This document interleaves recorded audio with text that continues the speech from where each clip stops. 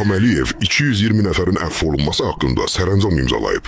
Əfv olunanlar arasında Fransa vətəndaşı da var. Amma bir dənə haqsız yerə həbs olunan siyasi məhbus, jurnalist və yaxud dindar yoxdur. Bütün Azərbaycan xalqı yaxşı bilir ki, yüzlərlə jurnalist, siyasi məhbus və sayı 10 mini keçən məhbus dindar şərlənərək həbs edilib. Bununla belə həqiqətən cinayət törədən insanlar amnistiyaya salınır, amma günahsızlar həbsdə saxlanılır. Məni izləyənlər için də əfv olunan məhbusların ailələri ola bilər. Belə başa düşməyin ki, mən sizin şadlığınızı bölüşmürəm. Bunu bilin ki, ümumiyyətlə bu rejimin həbs elədiyi ən qatı cinayətkarı belə rejimin başında dayananlardan daha günahsız hesab edirəm. Söhbət sizin əfv olunan yaxınlarınızdan getmir bu videoda. Söhbət bu rejimin əzlaflığından gedir.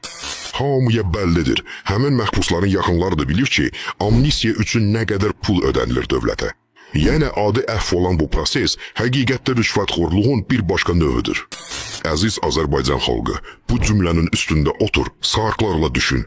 Bu rejim sənin cibini soyanı, sənin ailənə təcavüz edəni, sənin balanı öldürəni azadlığa buraxır, amma özünə qarşı ən kiçik etiraz edəni isə zindanda sürüdür.